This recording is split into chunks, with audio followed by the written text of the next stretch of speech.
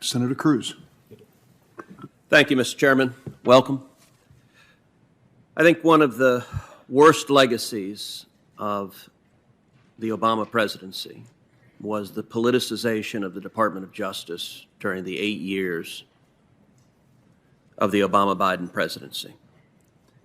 The Department of Justice has a long history of being apolitical, of exercising fidelity to law, of not being used as a partisan weapon to target the enemies of whichever administration is in power.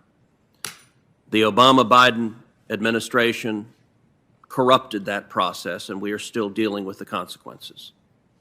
I believe appointees to the Department of Justice should have a demonstrated record of fidelity to law and impartiality, an ability to defend the rule of law. Ms. Gupta, as I look at your record is one of an extreme partisan advocate. Your record is an ideologue. Now, there's a role in our democratic and political process for ideologues, for people that are extreme, radical advocates. That role, I believe, is not being the number 3 lawyer at the Department of Justice in charge of the impartial and fair administration of justice. As I look at your record on every single issue, the positions you've advocated for are on the extreme left, and you've demonstrated an intolerance for and hostility to anyone that disagrees with the extreme left political positions. On the issue of abortion, is there any restriction whatsoever on an abortion that you believe is permissible? Senator, first, let me begin by saying I'm sorry that you feel that way. As a lifelong civil rights advocate, my duty has been to enforce the Constitution, not enforce anyone's political agenda or partisan agenda. I have apologized today for some of the harsh rhetoric that I've used, and I mean that and I'm not focusing on your college years. I'm focusing on as an adult and practicing lawyer. But let's just start with a substantive question. Is it permissible for the government to prohibit partial birth abortion? Yes or no? Senator, my duty, if confirmed, will be to federal laws and the Constitution. Roe versus Wade is established precedent and has been reaffirmed numerous times by the courts. And my duty will be to enforce the federal laws and the Constitution. Okay, so you're declining to answer that. How about the Heller decision, which upheld the individual right to keep and bear arms, a fundamental right in the Bill of Rights? Was Heller rightly decided? Senator, Heller is law of the land, and I will enforce Heller as so you're not answering that either. All right, let's shift to a different topic. Religious liberty. You've demonstrated significant hostility to religious liberty. You have defended the Obama administration's targeting and persecuting of the Little Sisters of the Poor. Not too long ago, religious liberty was a bipartisan commitment in Congress. The Religious Freedom Restoration Act was introduced by then Representative Chuck Schumer. It passed the House unanimously. It passed the Senate 97-3 and was signed into law by President Clinton. Now, today's Democratic Party has abandoned religious liberty. Indeed, the Equality Act, of which you are a vocal supporter, that has now come out of the House of Representatives, is a radical piece of legislation that, among other things, explicitly repeals significant aspects of the Religious Freedom Restoration Act to take away our religious liberties. You have been a vocal defender of the Equality Act. Do you agree with the provisions stripping RFRA's religious liberty protections from Americans? Senator, let me begin by saying that religious liberty is incredibly important to me. I am a person of faith. My family is one of deep and abiding faith.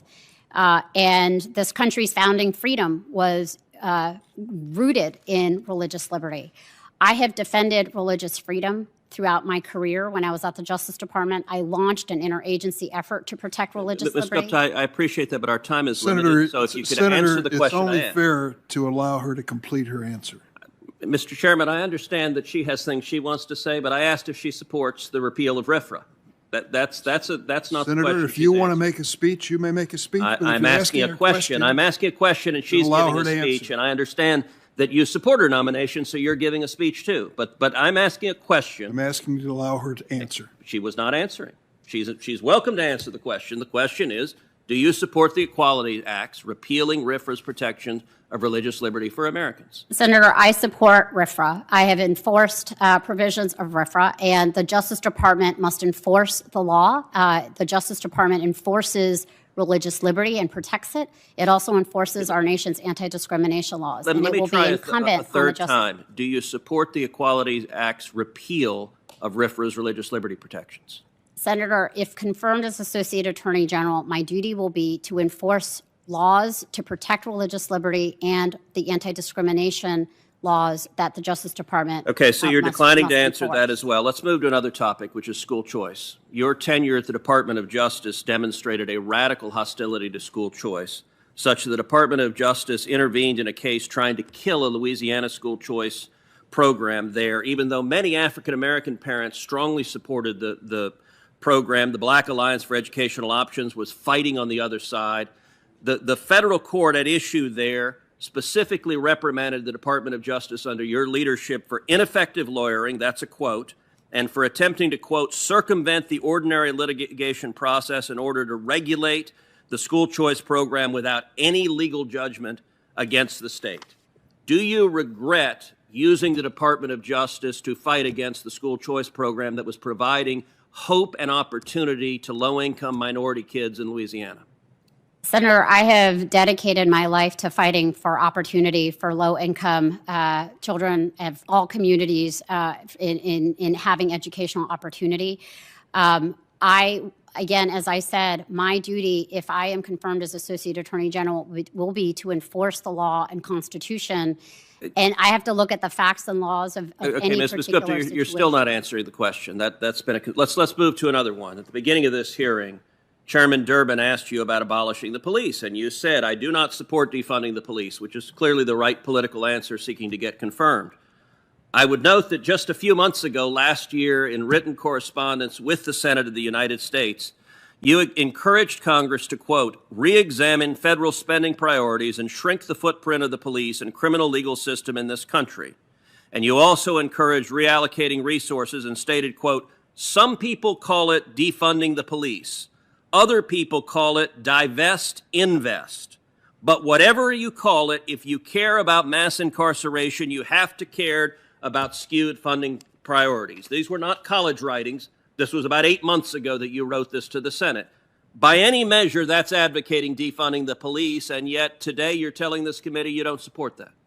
Senator, respectfully, I disagree with how you're characterizing that. I don't support defunding the police. I've been very clear about that. I have Were the quotes enjoyed, I read if I may, sorry? Were the quotes I read inaccurate? Well, let me, if I may, can I tell you what those statements reflect conversations that I've had with sheriffs around the country, police officers, police chiefs, civil rights activists, who have been talking to me for years, long before, as I said, the events of this summer, about the fact that we have placed so many of our nation's social problems at the feet of police. And we have defunded mental health services. We have defunded substance use services. We have expected law enforcement to be the only go-to solution. We have given, in many communities, only one response available for when we have family members in crisis or with drug addictions. And this is an issue where it is one that I think really unifies law enforcement and civil rights advocates and community leaders who are seeking alternatives to incarceration for addressing some of these very challenging questions, and sheriffs who are frankly fed up with the fact that their jails are 70% filled with people who are suffering from mental illness. With all due respect, I don't believe you have been speaking to sheriffs who are advocating for defunding the police, and I've spoken to far too many sheriffs to find that credible. Thank you. Senator Klobuchar. Maybe you heard this about a year ago or so. Big attempt to steal an election. Just last year, we had Washington insiders colluding to overturn the will of the people in a fair and free election. Yes, you heard it right. An attempt to steal an election. But it's probably not the election that you are thinking about. Speaker of the House of Representatives Nancy Pelosi attempted to steal a seat in the House. Iowa's 2nd District Congresswoman won her election in 2020 and was certified by Iowa's Secretary of State, 24 county auditors of both parties, and the bipartisan State Board of Canvass. And she is here with me today, Representative Marionette Miller Meeks. Thank you for being here today, Representative. In a blatant political power grab, the Speaker of the House spent over $600,000 of taxpayer money in an attempt to unseat the duly elected Congresswoman Miller Meeks. Even some reasonable members of the Democratic Party sounded the alarm bell on this brazen attempt to reverse the election results.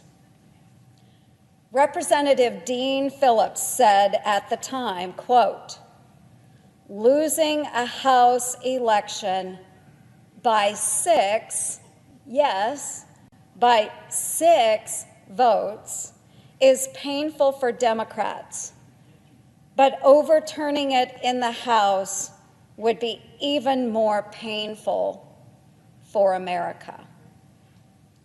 Voters in Iowa and across America should choose their representatives without interference from politicians in Washington.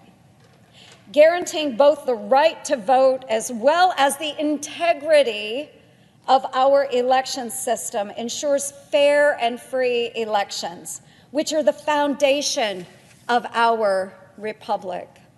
The attempt to overturn the Iowa election results was the opening salvo in the left's ongoing rush to take over elections. Democrats' proposals are seeking to limit voter ID, legalize ballot harvesting, provide taxpayer money to campaigns, and weaponize the Federal Election Commission. Using fake hysteria, they are trying to blow up the Senate and fundamentally change our country. However, their very effort is unpopular, unnecessary, and unacceptable.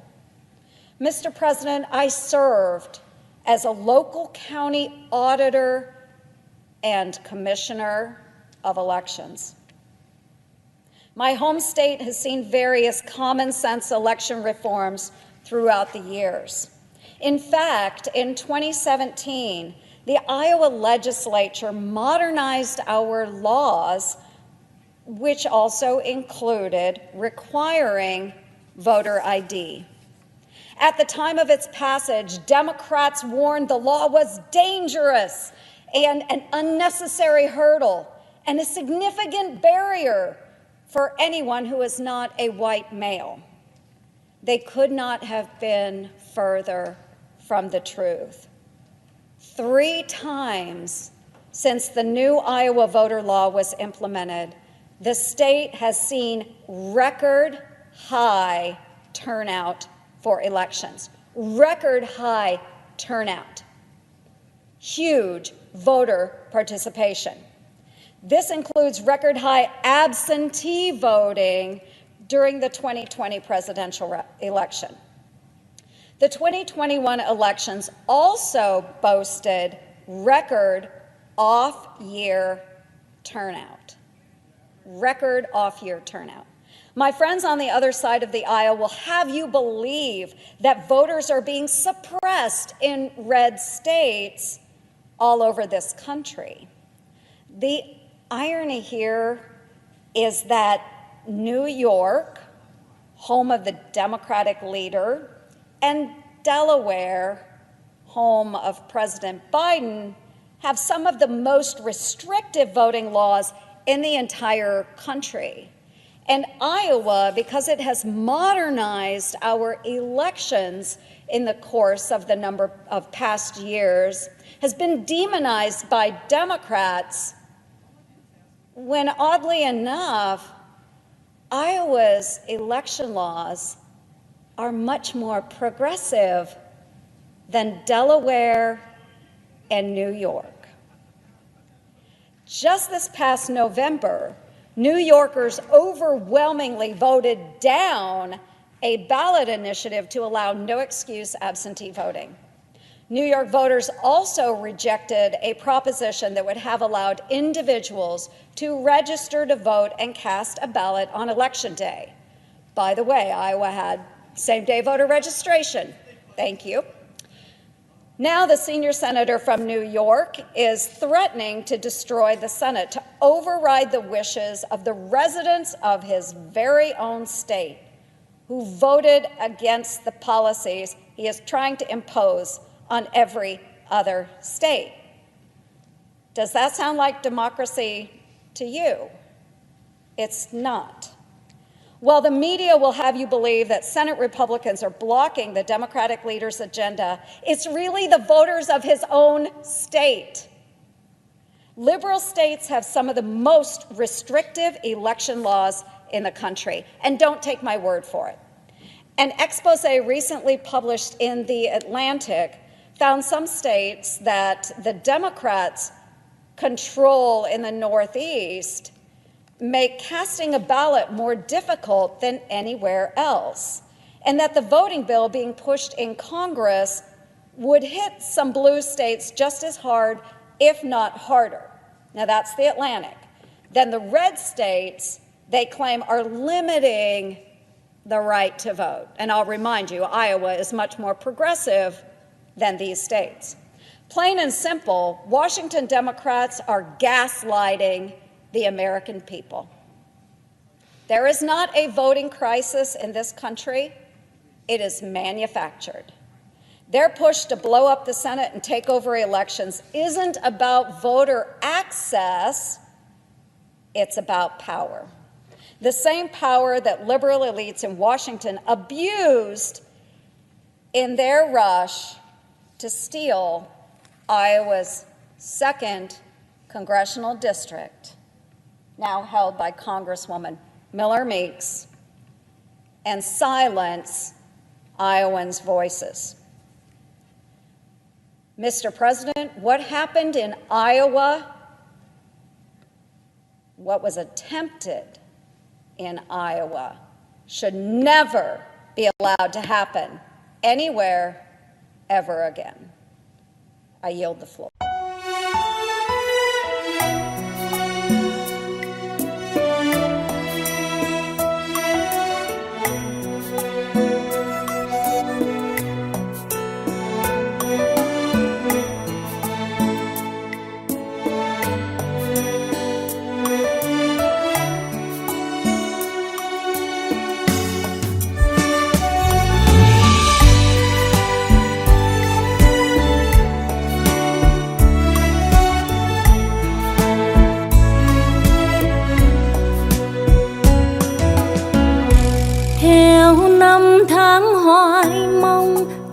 Gửi đi mấy lần đợi hồi âm chưa thấy. Anh ơi nhớ rằng đây còn có em đêm ngày hằng thương nhớ vơi đầy. Ngày đi người đã hứa toàn những lời chan chứa, còn hơn gió hơn mưa. Tuần một lần cứ kể nghe chuyện sương gió, kể nghe chuyện ước mơ. Nhưng anh vắng hồi thư, hay là anh hững hờ, hoặc là anh không nhớ. Em đâu khác người xưa, ngày lẫn đêm mong chờ tình yêu nói sao vừa.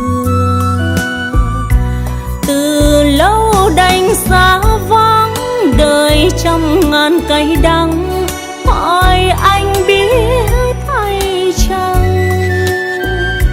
Chỉ cần một hồi âm là em mừng vui lắm, cớ sao anh phụ lòng? Ngày xưa anh còn nhớ nàng Tô Thị bỗng con ngóng trông, thời gian đã hoài công, người thành đã ngàn kiếp yêu thương chồng. Ngày nay em nào thấy lòng chân thành của tình thế nhân, tìm đâu trong tình yêu được bền lâu để kiếp sau không sầu. Em mơ ước làm sao cho trọn mối duyên đầu, đẹp lòng anh yêu dấu.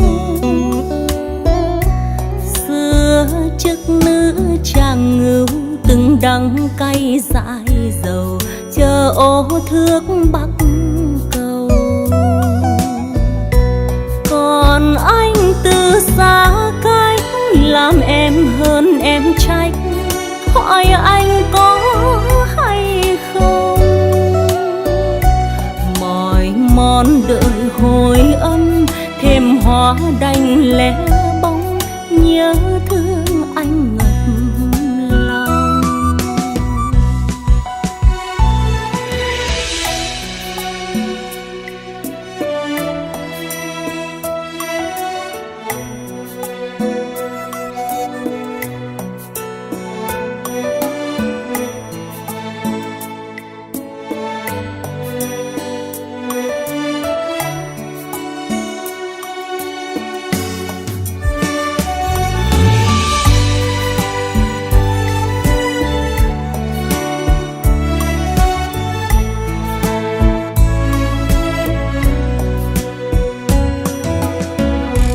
Theo năm tháng hoài mong, thư gửi đi mấy lần, đợi hồi âm chưa thấy. Anh ơi nhớ rằng đây còn có em đêm ngày, hằng thương nhớ với đầy. Ngày đi người đã hứa toàn những lời chan chứa, còn hơn gió hơn mưa. Một tuần một lần cứ kể nghe chuyện sương gió, kể nghe chuyện ước mơ.